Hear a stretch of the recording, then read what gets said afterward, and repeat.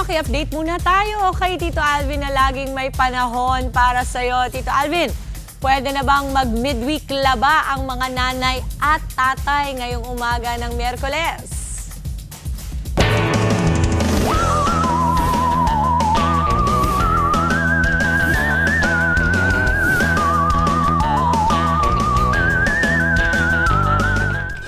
Good morning Mama Dims at good morning mga kapatid. Ulat panahon na po tayo ulit ngayong araw ng Miyerkules. Naku Mama Dims, mataas pa rin po ang ating tsansa ng pagulan dahil sa ating habagat or southwest monsoon na pinapalakas nitong binabantayan nating bagyo sa labas ng ating Philippine Area of Responsibility.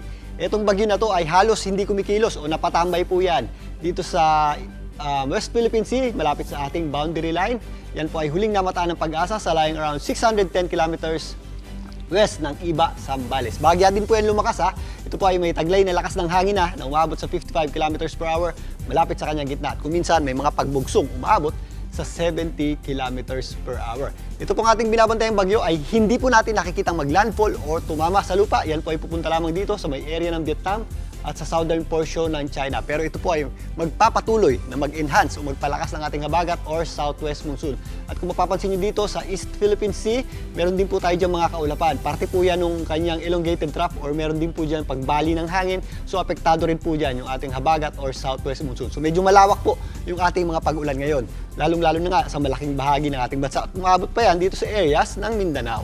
Dahil po sa ating habagat or southwest monsoon, posible po yung mga scattered o kalat-kalat na pagulan. Dito po sa ilang areas ng Caraga at Davao Region, bandang hapon, tataas din po ang ating tsansa ng pagulan dyan po sa may area ng Zamboanga Peninsula, kasama po dyan ng Basilan, Sulu at Tawi-Tawi. Ganon din po ang ating aasahang panahon sa malaking bahagi ng Visayas. Again, pag sinabi pong scattered o kalat-kalat, ibig sabihin po niyan, may pagkakataon pong tumitigil naman yung ating mga pag-ulan. Pero most of the time, at halos buong araw po, any time of the day, posible po tayong makaranas ng pag-ulan. Ganon din po ang ating aasahang panahon dito po sa Western Visayas. Mas marami po tayong mga pag-ulan dyan, lalong-lalo na sa areas ng Antique.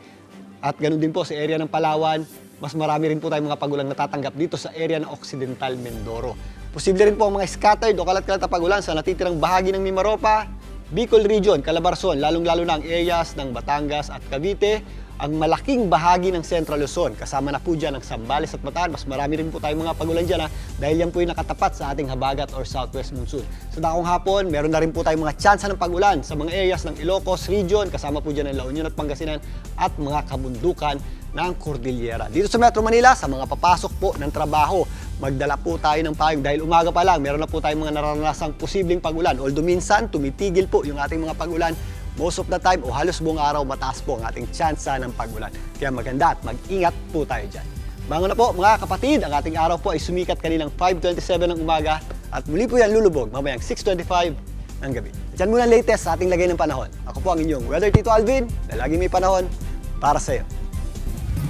Mga kapatid, Dimples Romana po, kumpletuhin ang inyong umaga ng mga kwentong puno ng inspirasyon. Salubungin po ang bawat araw ng may ngiti at pag-asa.